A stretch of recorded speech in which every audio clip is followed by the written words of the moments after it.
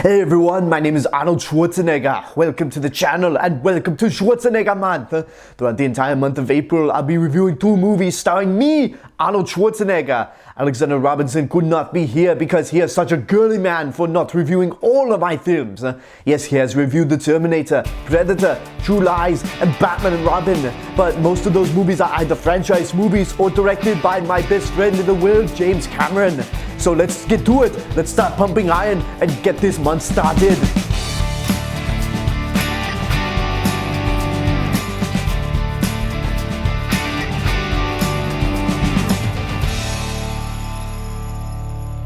Okay, I am not going to do that impression because it would get really old really fast, and it really does strain your throat to do a Schwarzenegger impression. But it's too fun not to do it. Anyway, yes, we're in Schwarzenegger month. I've decided to pick 2 movies starring Arnold Schwarzenegger, and I'm going to start things off with Commando, which came out in 1985 and was Schwarzenegger's big hit movie right after he did The Terminator the year prior. In this movie, Schwarzenegger plays John Matrix, a retired special forces colonel who spends his life living with his daughter out in the middle of the wilderness. He soon gets a visit from his old friend, General Kirby, who informs Matrix that somebody is going around killing his old squad members, and that Matrix would be up next. And before you know it, the bad guys end up kidnapping his daughter, and Matrix is on a mission to try to get her back and kill the scum who was responsible. Now, as I so aggressively talked about at the beginning of this video, I have reviewed a handful of Schwarzenegger movies in the past, but usually they're big franchise movies that he's a small part of, or it's being directed by a big, well-known director. Like the Terminator films are part of a larger franchise, with the first 2 being directed by James Cameron. True Lies was obviously a James Cameron movie, and Batman and Robin, he was only in 1 movie, and it's often regarded as the worst. So I never actually reviewed any of the movies that are strictly Schwarzenegger films. Like, these movies were made to be vehicles for him.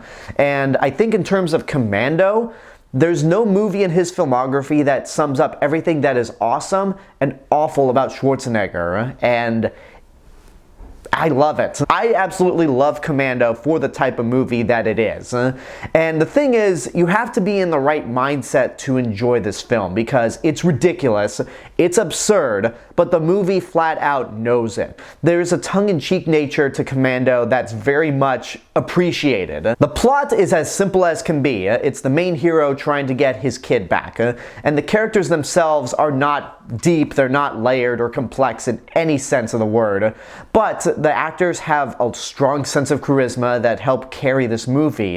The action scenes are a ton of fun, and like I said earlier, the movie has a tongue-in-cheek awareness of itself, and most of that does come from Arnold Schwarzenegger. Arnold is pretty much the embodiment of everything that is memorable about this movie. He has the strong, charismatic presence. He has the incredible one-liners that are very goofy, but you remember them and quote them at the end of the day, like, "Don't disturb my friend, he's dead tired," or "Come on, Bennett, let's party." "Como esta?" This was also the line that pretty much cemented "I'll be back" as a Schwarzenegger line, not just a Terminator line. And then one line that I use frequently, but in a modified manner, is, "Remember Sully when I promised to kill you last? I lied."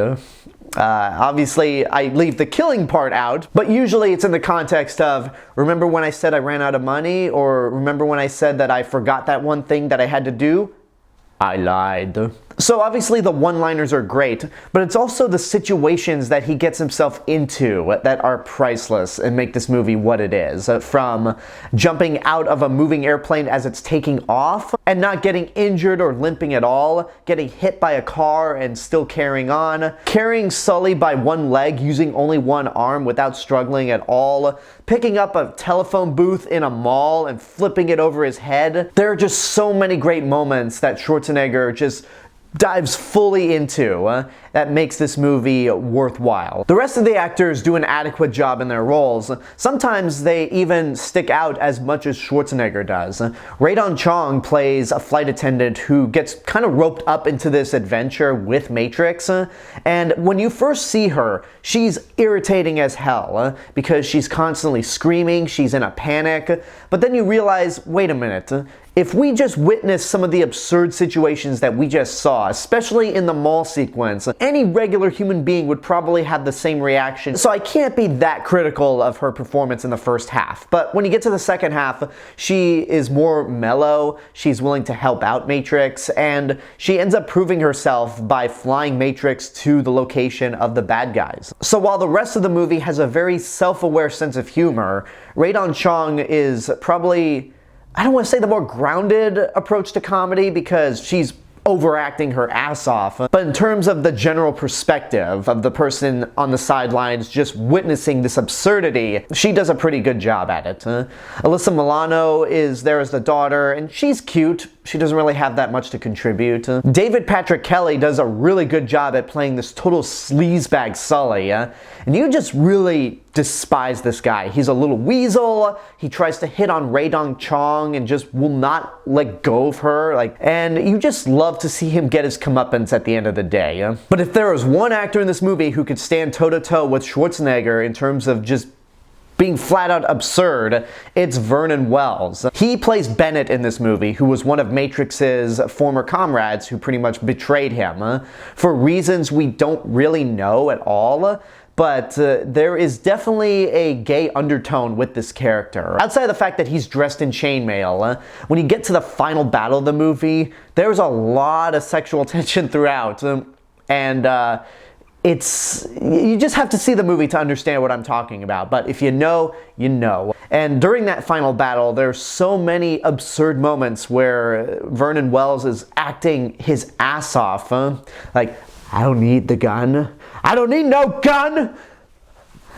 I'm gonna kill you now. And you're just like, whoa, that is really absurd, but I love it. And there's the moment at the furnace when Bennett is trying to push Matrix's head into the fire, and they're both making the most absurd faces you could ever imagine. I crack up every time I see those faces, and I'm even starting to smirk just thinking about it. It's beautiful. Vernon Wells is certainly the most charismatic actor in this movie besides Schwarzenegger himself. The action scenes and the violence by today's standards are pretty tame. It's what you expect from typical 80s action movies, where Schwarzenegger is grabbing a gun, shooting at people all over the place, but he never seems to aim and always hits his target. Meanwhile, everyone else is firing at his general direction but can never hit him. It's got explosions galore, it's got dismemberment, and it's funny, watching the director's cut, which I'd never seen up until this review, some of the violence was trimmed down for the theatrical release so it wouldn't get an NC-17, but watching it in 2024, I'm like, this is what we consider ultra-violence? I mean, I guess the 80s were a different time. But there is one thing in the director's cut that I think is worth noting. I said this movie doesn't have any depth to it, but there is one scene in the director's cut that actually gives us some background on Matrix's relationship with his daughter. It's after he lets go of Sully.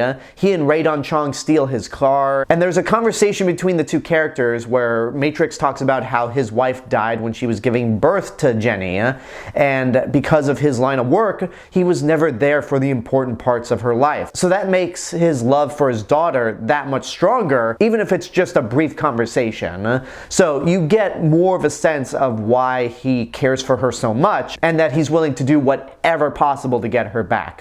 So that's a nice moment for a movie that is otherwise just flat out absurd and insane. And make no mistake, Commando is just a flat out nuts movie. It's pretty much the embodiment of the 80s action film because it's got Arnold Schwarzenegger, it's got the explosions, it's got a very 80s song playing at the end of the film. In this case, We Fight for Love. It's produced by Joel Silver.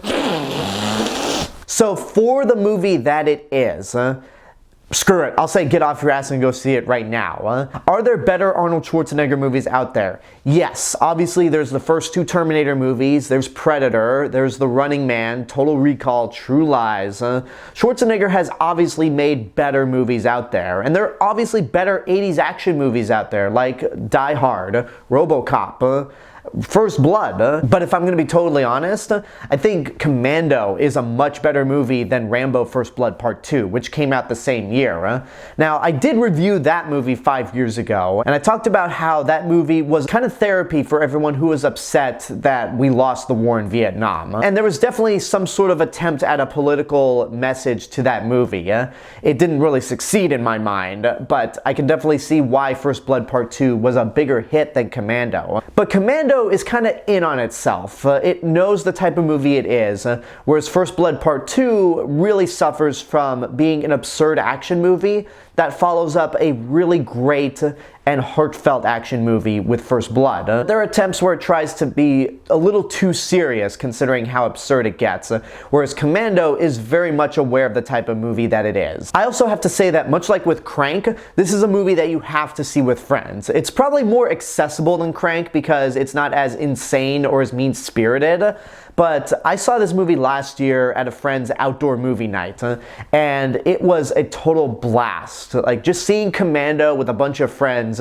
cheering it, laughing with it. It's a fun movie all around. And there you go, that's my review for Commando. Now, keeping in with the spirit of my double feature retro reviews, I am reviewing one movie that I have seen, in this case Commando, and then the next movie will be one I haven't seen, and the next movie this month will be Conan the Barbarian. That's right, I have never seen Conan the Barbarian before. I've heard about it, I've seen clips of it, but I've never watched the movie in its entirety. So keep your eyes open for that retro review in 2 weeks.